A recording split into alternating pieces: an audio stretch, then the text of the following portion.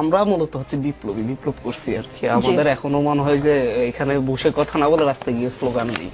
এখনো মানে হচ্ছে খুব খারাপ লাগছে যে হচ্ছে আমার ভাইয়েরা মাইর খাচ্ছে, আমি এখানে দাঁড়িয়ে আছি এই যে এসি রুমে।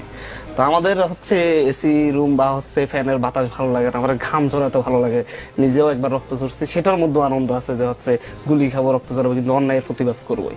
তা আমাদের কাছে আসলে সুশীলতা বিষয়টা নেই, আমরা সুশীল হতে পারি না। আমি একটা কথা থাকবে না, শান্তি প্রতিষ্ঠাও তো করতে হবে। শান্তি প্রতিষ্ঠার জন্য বিপ্লব দরকার। বাংলাদেশে যে বিপ্লবটা হয়েছে পূর্ণাঙ্গ বিপ্লব হয়নি, যার কারণে শান্তিও আসেনি। শান্তি প্রতিষ্ঠা করতে হলে আগে রক্ত ঝরবে, তারপর শান্তি আসবে। রক্ত ঝরার আগে শান্তি আসে না, এটাই হচ্ছে বাস্তবতা, এটাই বলে হচ্ছে আপনার রাষ্ট্রবিজ্ঞান। এখন হচ্ছে আমি যেটা বলছিলাম, বিপ্লবীদের কাছে যারা একবার রক্ত দেখেছে, যারা তার ভাইয়ের মৃত্যু দেখেছে, পাশে হেঁটে যাচ্ছি, সানগারপুল থেকে ঢুকতেছি, আমার পাশে 2-3 জন মানে লাশ পড়ে গেছে, যারা এটা দেখছে তাদের কাছে সুশীলতার জায়গা নেই। মাসুদ কামাল ভাইরা হচ্ছে সাংবাদিকতা করেন, ওনারা হচ্ছে সবসময় রাজনীতি বিশ্লেষণ করেন, হয়তো রাজপথের রক্তটা হয়তো ওনারা দেখেন নাই, মানুষকে কিভাবে গুলি করা হতে পারে, মানে কত নির্মমতা থাকে। এর পর্যায়ে এখন যদি প্রধান উপদেষ্টা না সকল উপদেষ্টা একসাথে এসেও যদি বলে আওয়ামী লীগ আগামী নির্বাচন করবে, আই উইল অপোজ দ্যাট। আমি এই জায়গা থেকে আমি একা অপোজ করবো। সেই ক্ষেত্রে যদি আমাকে আরেকটা গুলির সামনে দাঁড়াতে হয়, দাঁড়াবো। কারণ যেই স্লোগান দিয়ে বাবা মায়ের সন্তানদেরকে হত্যা করেছে, সেই বাবা মা এটা নিতে পারবে না, আমি নিতে পারবো না। কারণ আমার ভাইদেরকে আমার সামনে হত্যা করেছে, আমাকে গুলি করা হয়েছে একসাথে।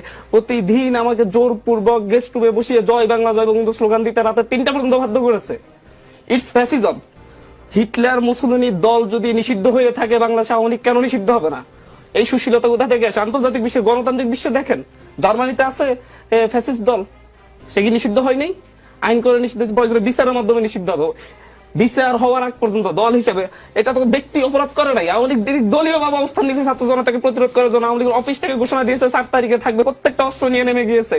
উপজেলা পর্যায়ে থেকে ইউনিয়ন পর্যায়ে থেকে প্রত্যেকটা আওয়ামী লীগ ছাত্রলীগের নেতা অস্ত্র নিয়ে, গুলি নিয়ে, যেটা আর্মির কাছে গুলি নেই এরকম গুলি নিয়ে ছাত্রদের উপর হামলা করেছে।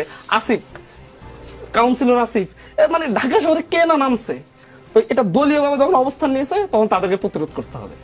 স্টেট কাট আওয়ামী লীগ নিজে এত অপরাধ করেছে, তারা ভয় পেয়েছিল যে তারা যদি ক্ষমতা থেকে যায় 5 লাখ 10 লাখ তাদের নেতাকর্মী হত্যা করা হবে। জনগণ কন্ট্রোল করেছে, নট মব জাস্টিস করেছে। জনগণ মানে যাকে ইচ্ছা তাকে মারা নাই। কেন জাতীয় পার্টির অফিসে বাসায় আগুন দেয়া যায়, অফিসে আগুন দেয়া এক কথা না। আমি জাস্টিফাই করতেছি, আমি জাস্টিফাই করবো এটা। জাতীয় পার্টির অফিস খুলবে কোন সাহসে? যাদের আমার অফিসে আমার ভাইদেরকে যাদের মানে ইন্ধন হত্যা করা হয়েছে, তাদের বিচার হবে। এখনো আমি এই যে অথর্ব সরকার বলছে, ভাইয়ের সাথে আমি একমত। অথর্ব সরকার, কারণ এখনো জাতীয় পার্টির জিএম কাদেরকে অ্যারেস্ট করতে পারে নাই। তারা লাঠি মিছিল করে যারা বিপ্লব করেছে তাদের বিরুদ্ধে, এদেরকে অ্যারেস্ট করতে পারে না, এই কারণে অথর্ব সরকার। বাট এটার কারণে অথর্ব সরকার না যে তাদের অফিস থেকে আগুন দিয়েছে। আগুন কখন দিয়েছে? একটা মিছিল নিয়ে যাচ্ছে, যাওয়ার পথে ছাদ থেকে তাদের উপরে ইট পাটকেল নিক্ষেপ করছে, তাদের মাইক ভেঙে দিয়েছে। এটা ভিডিও তো আপনাদের কাছে আছে, আগে কারা হামলা করেছে। তো এই জাতীয় পার্টি সাহস পায় কিভাবে যে হচ্ছে একটা আন্দোলন, একটা মিছিল এসে আবার হামলা করার জন্য? এটা আওয়ামী লীগের স্টাইল।